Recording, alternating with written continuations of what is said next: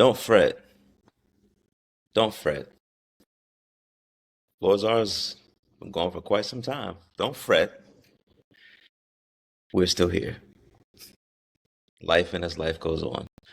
But for those that have asked, thank you. We appreciate you and welcome back to The Floor is Ours. Tonight is me, my brother Jay, coming back on our little hiatus for quite some time. But yeah, brother Jay is here too.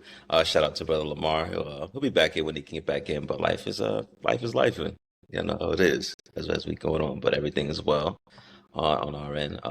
Again, to come back, we've been planning and have an episode for quite some time now, and to hear our admin listeners be like, "Hey, like, what's up?" You know, shout out to Jay's wife for that little short she made where she Jay's wife had zoomed in on the last episode real slowly and just made a very dramatic comedic little jest out of it, but it was funny. It was like, hey, get back on it, y'all. It's been quite some time, so here we are. And shout out to y'all for who've been waiting and those asking for us to come back. But brother Jay, how you been? Welcome back. Everything is everything. So, yeah, If one thing's gonna be consistent. we've been busy, but Yeah, it's yeah. moving. So, Yeah, definitely, definitely. And just like our listeners, I'm sure y'all been busy too. So, yeah, to take life a step at a time, the usual. Just do what we can in the time that we have it, because it is short, but it is a blessing to be here at the same time. So, take it one step at a time. Today's episode, just again, me and Jay gonna hold it down into our little get back into the groove type of thing. Is gonna be called the husband era, the husband slash father era, and we plan to talk on a little bit on it and just insert our ideas, some things that we think.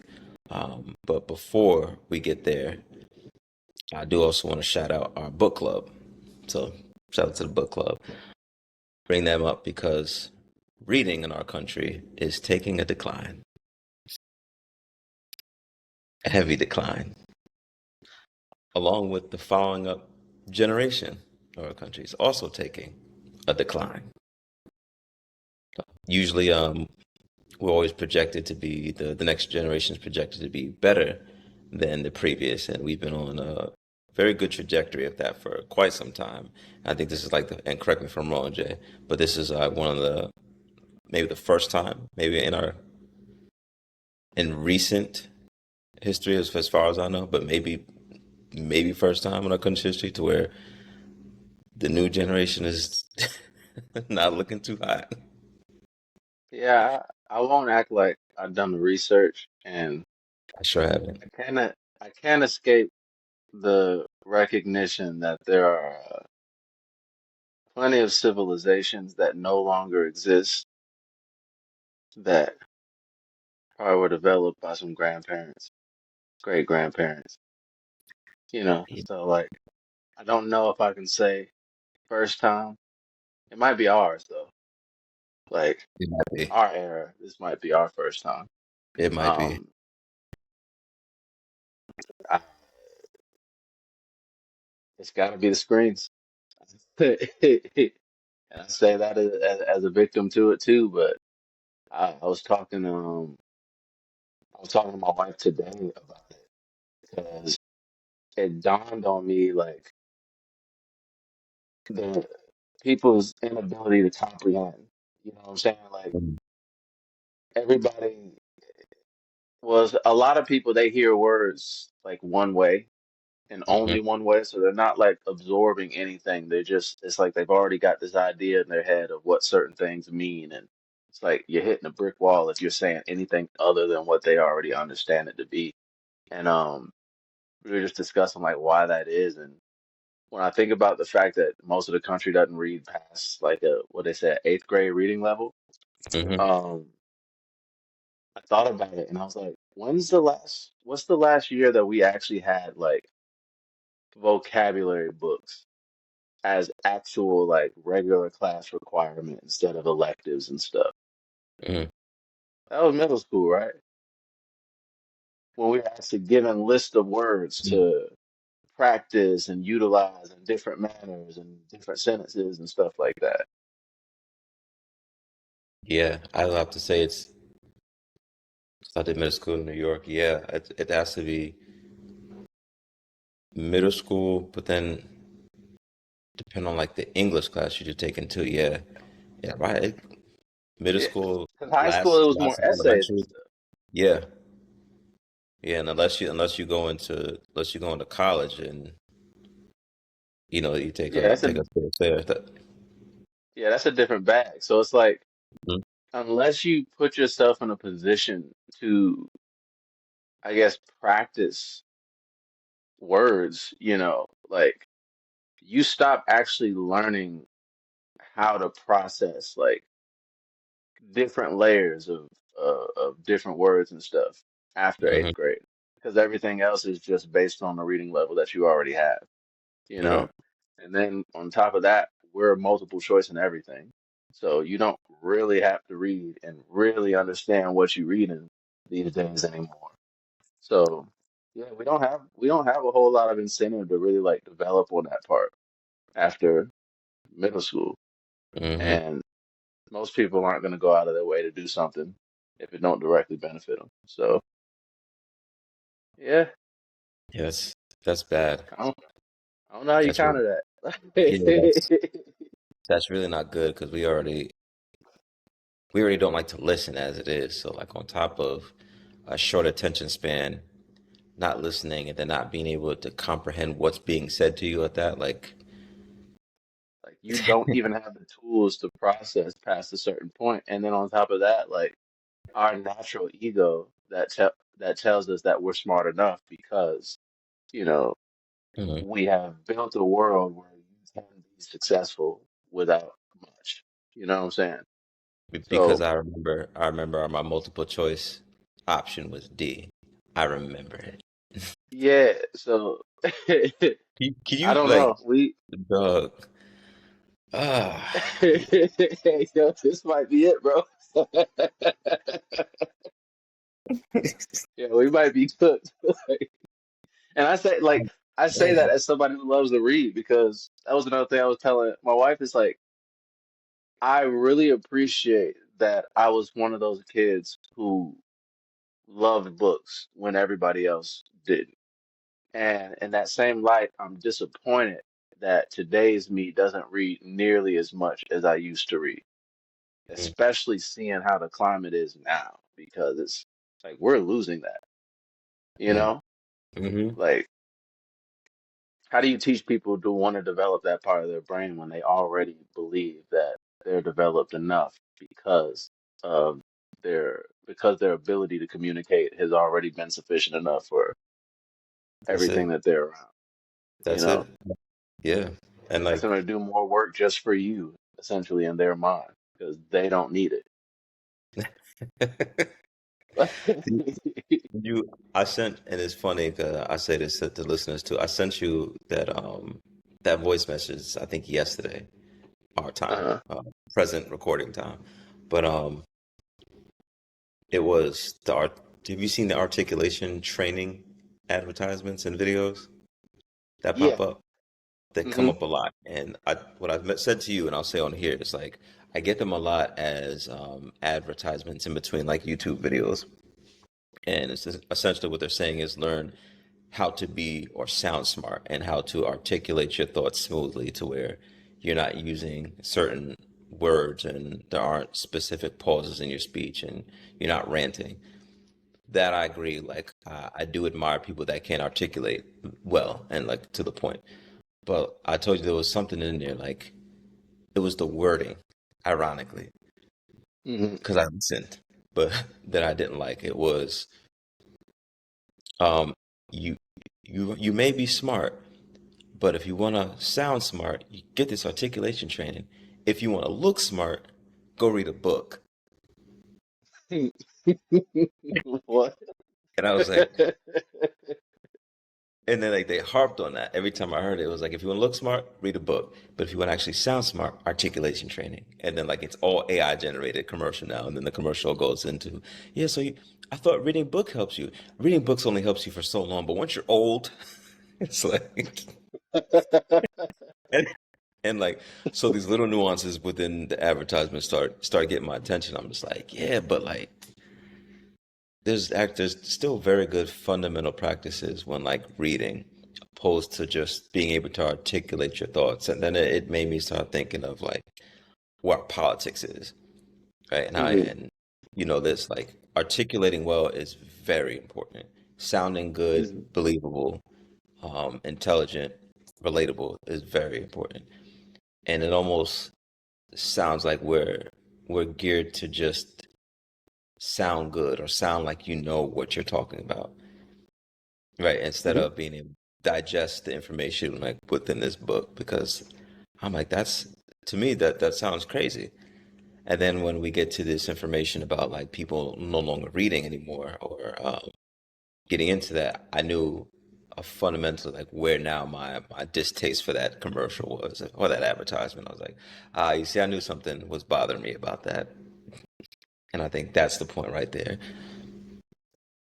You like one thing about leadership is whenever somebody gains a position of power, regardless of how they get there, other people who want power attempt to mimic that. So when you talk about people that have that skill of articulation, it used to be a thing where that was a skill because you constantly read. You were well versed and you understood everything that you were doing, not because you just got it like that, not because you're good at quick paraphrasing. You Hmm. actually knew the information that you were communicating. You know what I'm saying? But everybody outside of that only saw the simple conclusion that you were able to come to, the way you were able to navigate all these complexities into a simple enough thought to convey to whoever else you were speaking to, you Hmm. know? So it's almost like it's an inevitability of success, pretty much. And Mm. in America, like we have success on so many facets that now we have all these people that are trying to fabricate other people's success by imitating what it looks like and not actually being, Mm. you know? Hmm. So, and I look at that like that's where we're at in general now. Like, you think about politics, politics has taken over pretty much everything. It's everywhere now. So that climate of being able to say just enough without actually meaning it or without actually knowing what all you're talking about to sell yourself or sell whatever message you have, that's now everybody. And Hmm. you can't go anywhere without seeing that type of those type of antics, you know? So that's why I'm like, yo, we might really be cooked because like there's a lot more layers to it than just people not reading. Like we have a culture that is like against searching for more knowledge. Hmm. You gotta already be there. You gotta show you the one already. You got it already. We gotta go. I'm smart already. You know, nobody want to actually sit down and learn something, be wrong, challenge the thought. You know, Yeah, no, you're right. That's what we say in past episodes, DYR, do your research, you know. hmm And it's like what that means is what like you saying, do it to challenge your idea, not to verify and validate it, which I think our culture is doing now, which is very hurtful, you know, see, is I'm valid right.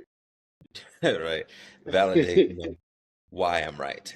You know what I'm saying? And hmm don't take the challenge. Like and you see it with all of our like even debates now, how debating looks now. It's like you go in and you're all in the mindset of this is right and let me get gotcha moments on why your idea sucks. There's no like really dissecting. It's just excuse me, let's prove that, you know, this idea is wrong and here's why I'm right. You're stupid actually.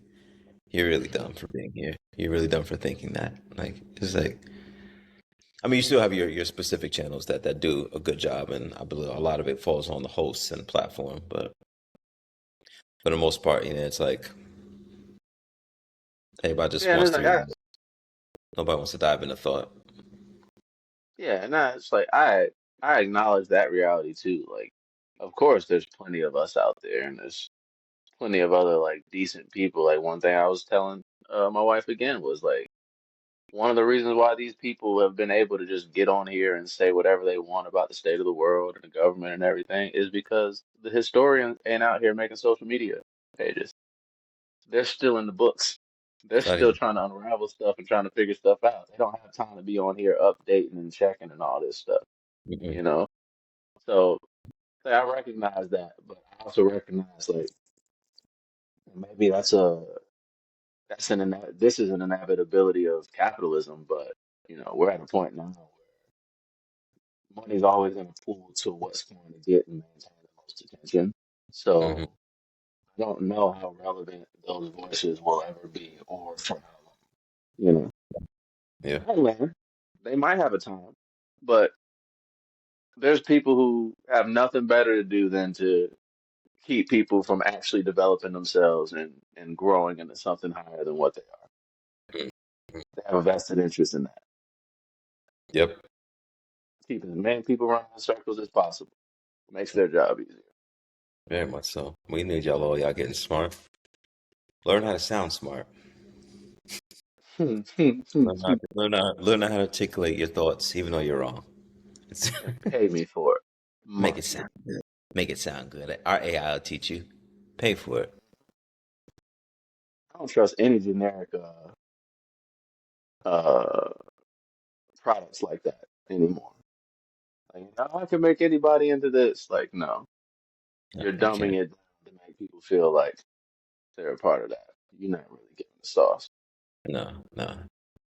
You made it relatable and attainable Hmm.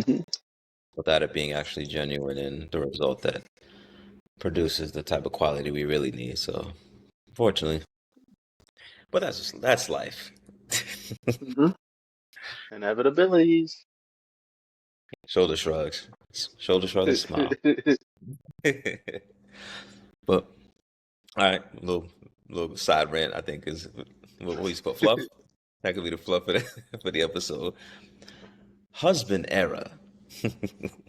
Husband era, husband era, husband era. Again, I'd like to thank everybody for being here too. And uh, whenever you listen, just continue to share. Somebody can gain something from it, and we just hope to inspire thought because it's much more needed now, very much more needed now. So just be considerate in thought. Um, been a long time, but let's do our 3D press, bro. It's been quite some time. Um, so in on me, in, out, in, out, in, out. All right. I'd like to welcome everybody back again. If you weren't on the wave before, you are back in the wave. We are back in tune. We are back in progression. So let's get to thinking. Let's get to digging. Um, Point of conversation today is exploring, what it is in our perspective and opinions of being like what an active husband means to us. What we've learned in our time being married, what was expected, and that goes both with what we came into our marriages with our wife came into marriages with, and what society also like dictates a husband is. I'll just kind of look into a few different variables about it, and a few little scientific studies thrown in here and there too, just to keep things keep things learning and inspiring. Um, the first funny thing, and I've told Jay this before, like the word husband is comes from Nordic origin, meaning like house dweller or master or landowner. So that was it was funny to see that where we use the term from, being that it really almost doesn't belong to any part of the people that kind of built this country, but you know, or even we laughed at the fact that Nordic most times comes from a specific religion, and it is the word husband is used in multiple religions at that. So it's a and we won't get into it. That's not today's episode, but it's just very one of those. Hmm. Zeus or Jesus? No, I'm just playing.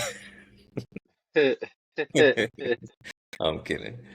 Um, but yeah, yeah. So, like I said, we're here to speak on what we think about it.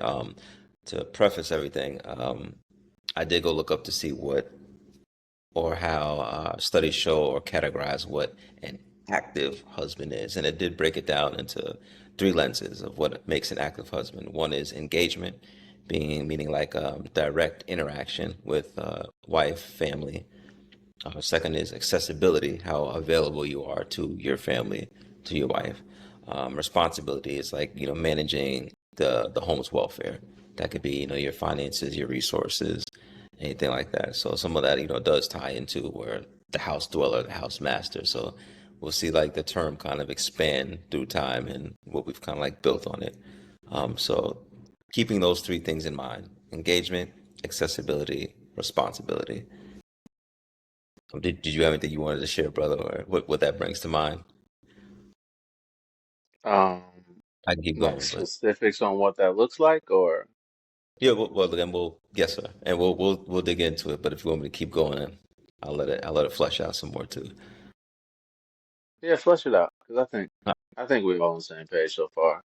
yeah, I agree with their three lenses. I actually like their three lenses. It's not bad. Hmm. Um, so what society says a husband is, and I think this is a very general sense of what we think of husbands. Even when we were brought up or taught is the provider, protector, leader. And I'm bringing these three things up to, I don't want to say like compare and contrast, but there is going to be some type of, compare and contrasting when you have the three other lenses in there. So by that, I don't want to say like metric, but for our conversation, that metric we'll go back and forth between all these things. So like I asked my brother for the simple surface level, what does when you hear provider and being a husband and provider, what did that usually mean, or what were you taught that Uh, was? in today's society, that's financial. But I think more specifically, that's nourishment, food, comfort,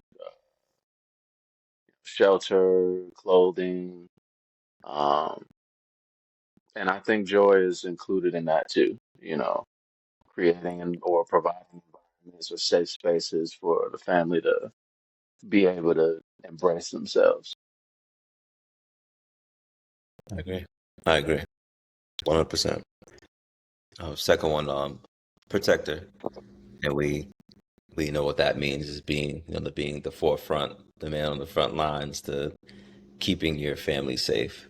Um, Mhm. but there's but from multiple attacks and different angles too, and like why the protector actually gets a little deeper, but surface level definitely means you protect your home from anything that's threatening your home. You are the protector, the main force, and then your leader. Education is protection too. Ah, interesting point. Don't read though. I mean, and then yeah, and then leader. Those two things tie into like being head of the home, being like the decision maker, the person that decides the direction of where the family's going. So a lot of it a lot of it is, for the most part, is very gender based. I know here, I know we've spoken before of how like it's the term and the gender roles have become a little, I guess I don't want to say like loose or not as understood as well as uh, we thought they were. Fluid is I probably like the more accurate term right now. thank you. That's a good one. Thank you. I like yeah, definitely not as fluid as we think. So here we start getting into the comparing and contrasting now. Like slowly and surely we start digging in because knowing all this, right? And this is where our opinion and experience comes into, what do these actually mean when we got into, our relationships? Like what type of expectation do you think, like, right, getting into your marriage did you have, knowing that, like, as a man, should I be this? If this was something that you carried, I can say that too. We can play like what we came into it and what we see people going into it as. But do you think there was like an expectation of you being leader, provider, protector, and did you go into it like wanting to be that and saying, Um, there was an expectation, um, but I don't know if it was even around those things in my situation. With myself, like my own expectations for self, I think I recognized that there were a lot of things that I believed that I was supposed to be able to do that I wasn't quite there yet. So I had a lot of that pressure, but I don't think she laid too much of that on me. That was more me recognizing the situation and saying, hey, I gotta lock in if we're actually gonna do this thing the right way. Um, Mhm. but we both came from environments that didn't really like harp on those dynamics the same way. So like Mhm. in a lot of ways, we've learned what is required of a marriage, like through being married.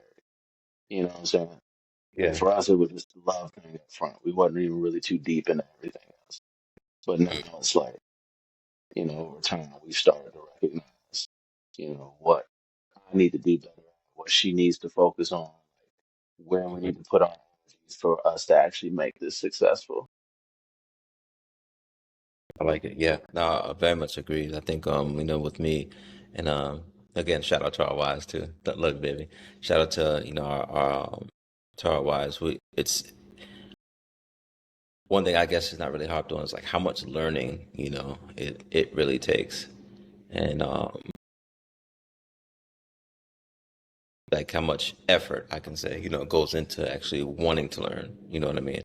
So like I know there's always an expectation how like you want your relationship to go. And there are, I believe, talks that can help at least soften the blow of getting into it. But I don't think sometimes like those talks are had because we've like, I think you said it. I think you said it and it stuck in my head. Like, we've glorified marriage being like the end game, which is, and I like how you put that when we spoke off topic, off camera. And it's like it's put at the forefront to be, this is it. You get there, you've done it. Okay, now that you're married, have a kid, you've done it. Picket fence, that's it. Like, you've won. And it's like you you just really took like the first big step, and most of the time you don't even realize you're stepping in a quicksand, thinking like that's it, thinking that's all you need to do. Yeah, we got married, we did it, we're done. Hmm. Okay. No, no, you've 100% just committed to learning and spending every day with this one person who's also hopefully evolving into, their best form of their self, and hopefully you are also evolving to the best form of yourself. But those brief moments of like evolution and change, whether they're happening simultaneously or happening at different stages, those cause rifts, and that's why, like I say, like, these expectations become very not as fluid when when you don't have the right practice. I think Hmm. from our experiences, what we've learned now, being provider, protector, like what that means to me now. Like, I had an idea of what society said, but as being with my wife, being provider is not so much just financial anymore. It's more so providing support in moments that she needs the most, providing um secure emotional like attachment and security. You know what I mean? Letting her know like that, you can be vulnerable here. Do I provide provide a space for you to feel vulnerable. You know what I mean? Am I providing a safe haven for you to come to relax? Am I providing, like I said before, that support in your dreams and where you're trying to go into life? There's a lot more to this, like that financial provision, anything. And then without getting married, like, and knowing that or getting the experience, if we held too tight on to financial just being the main provision and provider part, I think we see a lot of what's going on wrong with like some of the dating today, and why a lot of men are disconnected as far as like, and I'll say this with grace of being like, oh well, I make the money, I want, I got everything she needs. That's it. I make the money, I'm paying everything, I'm providing. You should be happy. But now it's like women have in all else. Shout out to them, because in a failing world of knowledge and education, they're winning. The Yeah. the women are getting their diplomas, getting their PhDs and everything. Like, it's, yeah, they're like, no, they're 100% learning. Did you want to say something before I continue? Or? I mean, it's because they have to, because like, I mean, the men don't really. Like, you can get a Mm-mm. job fairly easy. Not everybody. There's still people struggling out there, but like Right. the bar is way lower for requirements that men have. That is the downside of, I guess, dominance from a social standard.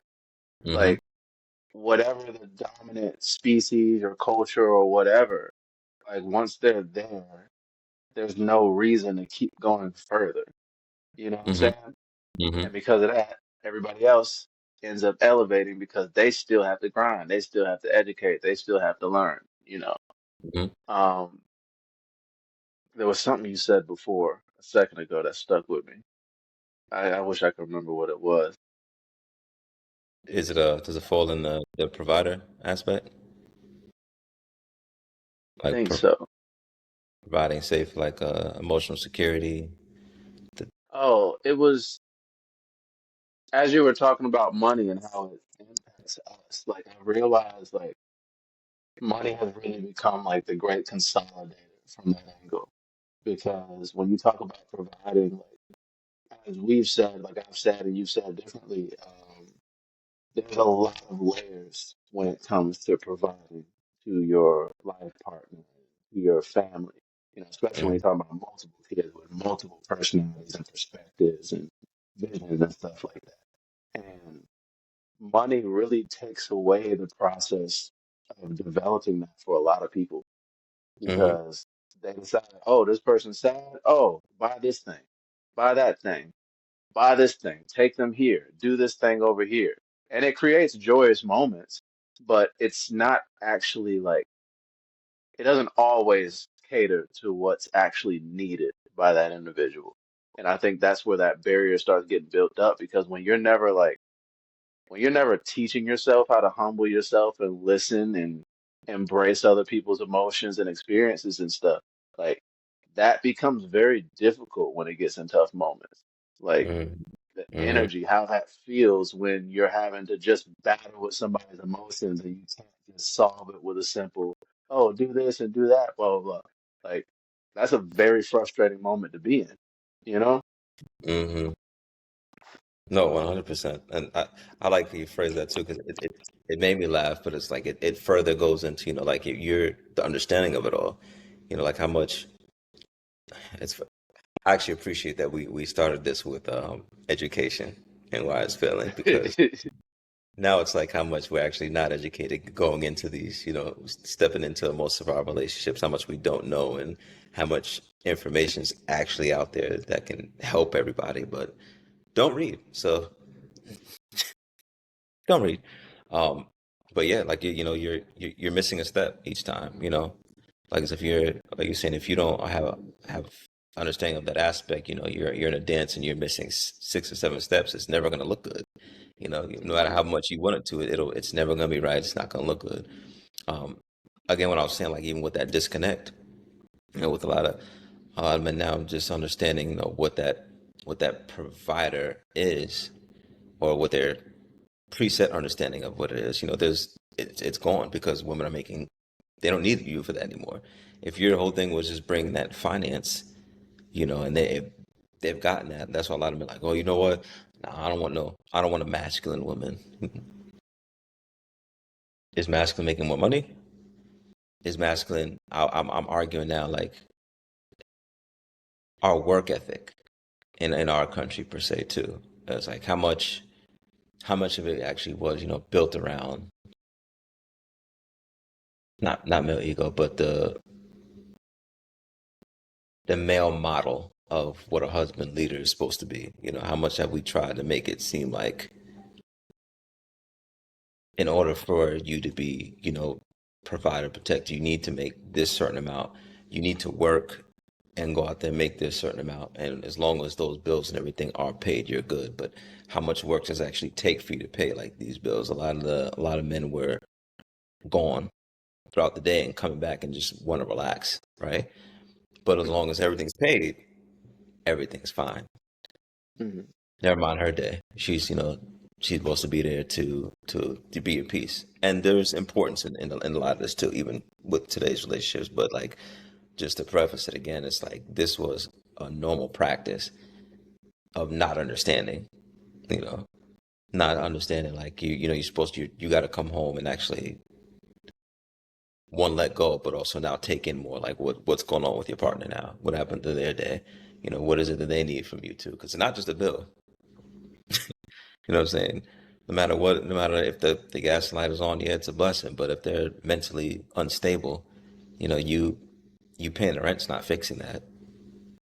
You know what I mean? Like if you're Mhm.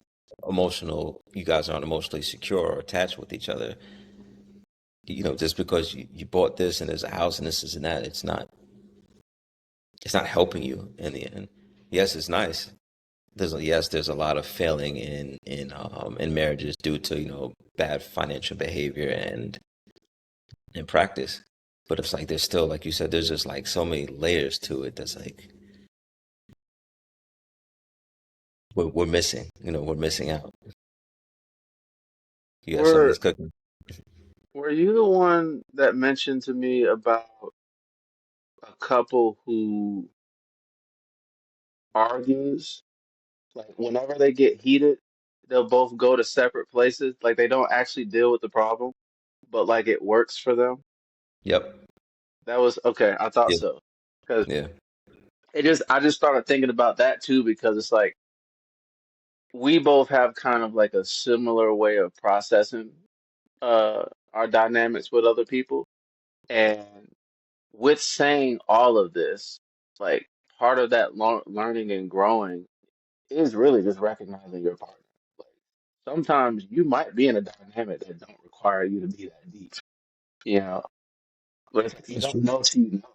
And that's why I feel like in all marriages, when you hear people talking about like, oh, marriage is the best thing that ever happened to me and all that, blah, blah, blah, like those are people who actually submitted to the process. Hmm. And that's the difference that maybe is like hard to explain or hard to really get across to other people because for everybody that looks completely different. You know what I'm saying? But Hmm. like in some way, shape, or form, they actually just submitted to the process of being the best version of their part of the equation that they could be. And their partner had to have done the same because otherwise that becomes, like I don't know what a good word for that is, but it's an unhealthy dynamic if one person's fully submitted and the other one's not, at a Hmm. minimum. Hmm. So, like, I do truly feel that when you talk about people that have successful marriages and have been together a long time, like, at some point they submitted a part of themselves to ensure that this worked out. Hmm. Yeah. Yeah. Like you have to. It's like as we're learning, you have. Hmm. There's no there's no one winner in a marriage. There's no one person is right. Like, yeah, they're like maybe they're and I say with grace. There's certain things, but ultimately, like you both have to be right to make it work. There's no one person wins in a marriage. A healthy marriage, Hmm. there's no one person wins. You know, like we both have to be on the same accord. We both should want to be right. both should hold each other accountable and be accountable for our own action as well. So like it's a lot, and yeah, to like yeah, it's that example was funny because I did get it out of this book I'm reading from like the Gottman Institute, but it was like it talks about communication and how we all get taught that communication is a big thing, like in relationships, or like you need to just learn how to communicate. But like learning how to communicate with your partner looks different from the idea of like healthy communication to as a broad perspective. And in their case, um, those two couples argue a lot. Like they would argue, go to their respective corners, and like let it die down, but come back. And then if you ask them, they're like, "Oh no, no, we're good, we're great." But it was like it Hmm. dug into more of like it. The die down part is because like they'll argue and go at each other's heads, but like as it in the midst of the argue, after you've reached the peak of like that emotional just impulse, when it starts dying down, there's other dialogue in there that eases it. That's like they have a natural practice of coming to an understanding while disagreeing. So like it may Hmm. sound like banter back and forth. Well, why did you do this? Well, I did this because like I felt this way from this and that. That's why I brought it up that way. Okay, well, it makes me feel this like when you do that this thing too. So it's annoying. Yeah, I can understand it's annoying, but it started dying down with more productivity than toxicity. Hmm. So by the time they go to the corners, it dies down. They've actually resolved it, and when Because they they know get how to back speak together, to each other. right, getting back together, it's not that nothing happened. It's that something happened, and we can't recognize it because that's not our practice. But so it's very, and again, that's learning your partner, but also learning, how you guys speak to each other, and that takes Yeah, that takes time. yeah, it's just like because like one of the things for me personally that it took a while for me to get my wife to understand that, but like once I've committed, I committed, point blank, period. That's where we at. So with that being said, like any conversation that revolves around, do you think this is gonna work, or uh, do you think you'd be better off somewhere else? Blah, blah, blah. Like anytime things gravitate there, like it's a dead stop every time. That part of the conversation, like we can't get to those types of conclusions. So that baseline is already eliminated in all of our conversations. No matter how tense they get, we Hmm. know like we've got to tone it down here because we're not going there. That's what we agreed upon. You know what I'm saying? So even that's with us both knowing with the backgrounds that we came from, like there wasn't a lot of healthy communication there. You know what I'm saying? So like we're still learning better ways. Like there's habits that I had that were, I guess, acceptable in other relationships and how I communicated or how I came across that Hmm. to her come off differently. And there's things that there's ways she communicates and ways she considers and processes that in other dynamics it was just fine. But I read those things differently, you know. Hmm. So we've had a lot of kinks to hash out, both understanding like what we both individually process when other people are speaking to us, but then also like learning more about how we speak and why we go to certain conclusions or say certain things in certain moments and stuff, Right. So we needed to have a strong baseline where it's like we just don't get here because we're about to get gritty, hashing out all these things, trying to figure out, where we actually need to be with this. Hmm. Yeah, no, 100%. And that's why, like, these arguments are necessary, you know, in every aspect. Just like debates are necessary to battle ideals, your arguments are necessary for, resolution based understanding and speaking, to each other. So like, we don't unless we have these kinks, like you were saying, and similar with our marriage, I may be the one with the bad practice, thinking it's good, but it doesn't work out for my wife in a sense, and she has to bring that to light for me. Like, hey, look, your tone in this matter it doesn't allow me to receive, or like I'm not receptive when you speak like this. There's a lot of kinks, and it takes a long time because inherently, like we come into these our marriages our relationships. And as for the viewers and listeners as well, we walk into this with our preset and default settings of this is how I am, you know. And if you're already a person that like doesn't want to change or put in that practice, you know, you're in for a long ride. Hopefully productive one, but you're in for a long ride. That's why like I'm thinking as I'm saying that, I'm thinking of the people that like, the I'm thinking of provider for even self. If you don't provide yourself with the proper tools, like you're not, you won't have a good transition of being a provider for your significant other. Like, is what I'm Mhm. trying to say. You know, and the first step to that is accountability. If you ain't got that, if that's not part of your default, I start working on it now. It's Mhm. it's okay to be wrong. You got to be wrong to learn to be right. But you got to accept it when you're wrong and know that you're wrong. And It's then good to most times, keep that thing on you. right, and what I'll It's say good to most keep times. that thing on you. But oh, my bad. You going? No, no, no. Yeah, I'll put this down and let you go, brother. One thing I'll say, Huh? like, to listeners too, it's like one of the best practices I think I have, um, with Tony is whenever we do have our back and forth, our little debates, because they're never really like crazy, but whenever we do get, have our misunderstandings, I always do try to go back and find where I was wrong in that situation. And shout out to her because she's also gotten to like a better practice and watching her evolve, and it's so dope. And I told you that too, like seeing where she's wrong in our interactions, because again, one person can be right, you can be right, but if you're not articulating yourself correctly, if your tone is not right, if you don't know how to speak to the same person, if you said the one wrong thing that gets somebody going, like regardless of if you're right, you've done one wrong in there.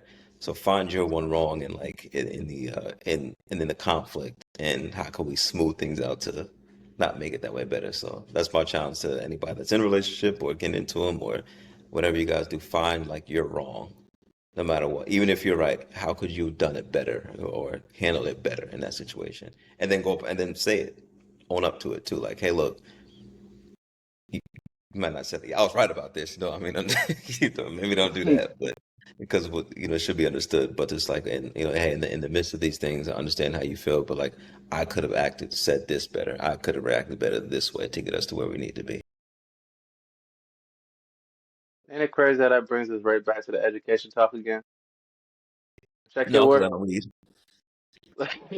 No, no. Challenge yourself. Don't just say you right. Go make sure. Mm, It was mhm, I that was a hard one to get to too. Like I had to get I feel like I personally had to get into a lot of environments where my voice almost felt like it didn't matter for mm, me to actually sit and go, why doesn't it matter? I think I might have did that in some other ways, but thinking about times like that where I felt like pretty isolated, that was the first time where I really like was conscious of the habit of kind of calling myself out. Like, is there something you could do different? Is there something wrong here? Did you say something out of line?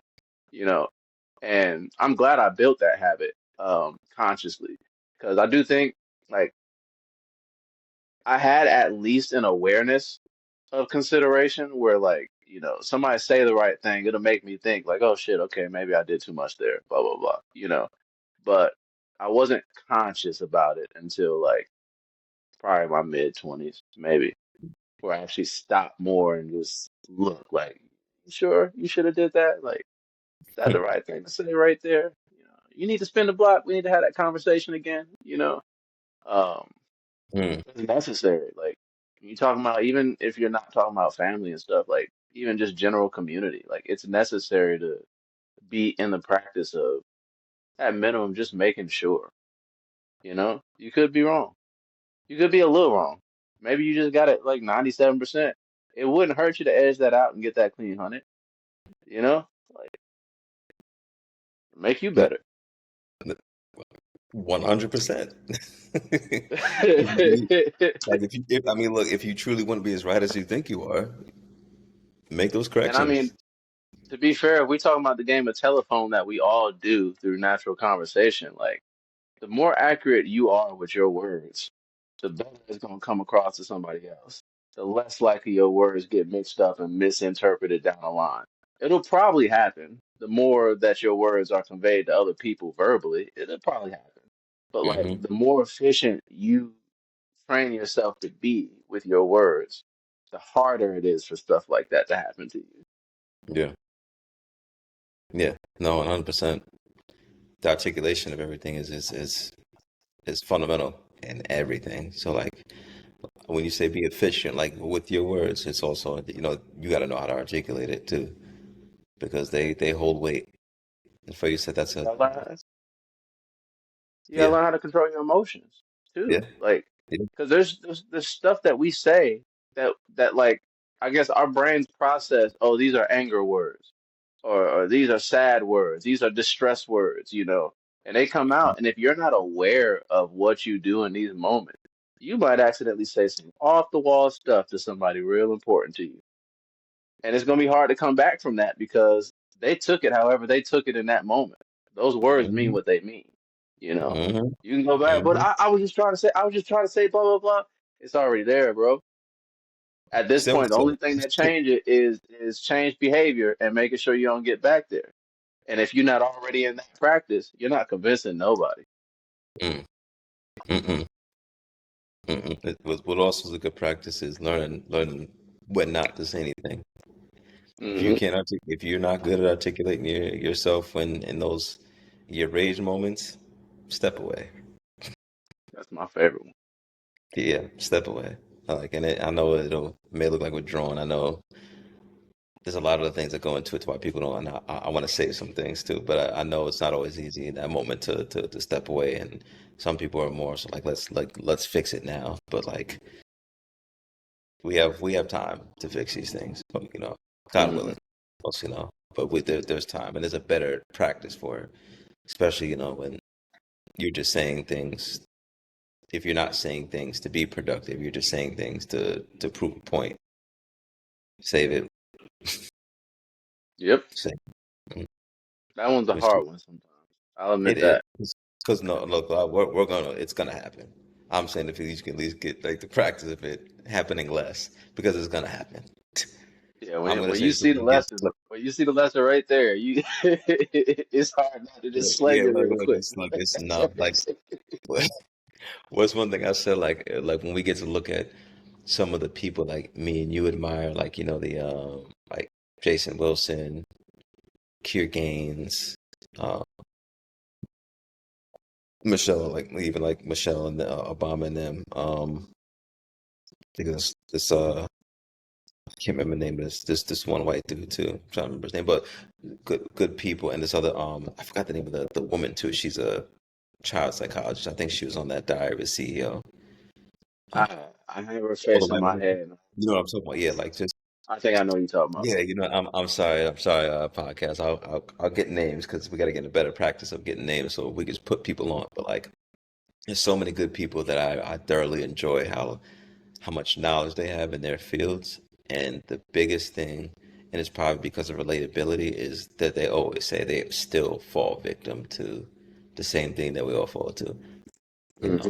that the biggest or most successful, probably like psychologists in the world, or even the most successful relationship therapist in the world, will still fall victim, still having all the knowledge that they have, just because like your loved one has a different space in your heart for you. So it's like that person get you there, no matter no matter how much we know, how much good practice. Like it's we're never, unless you're like emotionally stable 100% of the time, which is unreal, or you're gonna fall into these pockets over and over again. But it's just like I said, better practices to help you not stay in a toxic realm. Oh, 54 minutes. Hey, Rambling. woo, we just talking to talk. Well, I think yeah, this is definitely gonna be two parts. I Okay. didn't think it was gonna get this far, but it happens.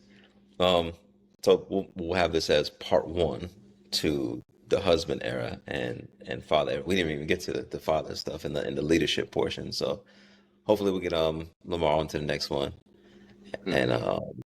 dig deep into it a little bit more. But any last minute things you want to just leave for the listeners or It's good to keep that thing on you, but make sure you're doing your push-up. yeah.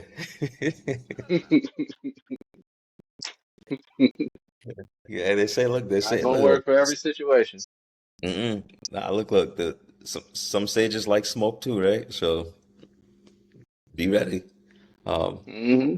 but again, thank y'all for being for always listening to our very avid listeners. Big shout out, big shout out to the family, to and also Mr. Trent Delphine for and Bill, are my people up in Raleigh who motivated helped the motivation to get back to this because they were like, yeah, yo, like good, yeah, I got something good, and it inspired listening to y'all. So that was fire. I did share with my our people too. So Trent Delphine, big shout out to y'all. But the biggest shout outs to the wife, to the son, to the fam, pops, mom, everybody, to the job, to the people that support me, all things like that as well. So, and to the most high. Brother Jay. Same thing. Shout out to the wife. Shout out to the kids. Shout out to the family. Shout out to the job. Right. And shout out to us Hmm. being here. But with that being said, we'll be back with part two. Hopefully everybody enjoys this. Like, please share, comment if you're listening to to this on YouTube or we're going back to the Spotify drops for audio stuff. So some things will probably only be audio for the Advent audio listeners. For the two or three that I spoke to, you'll probably have a few more things to see on Spotify. And for the video people, and if this is your first episode here, we'd like to appreciate you as always. Continue to grow with us. We took some time off, but I've said it before, like this won't stop, regardless of how our trajectory looks. There's a spot in the world for the floor is ours, and be part of it. Be part of it. So, and at the floor is ours on IG. Follow. And with that, we out.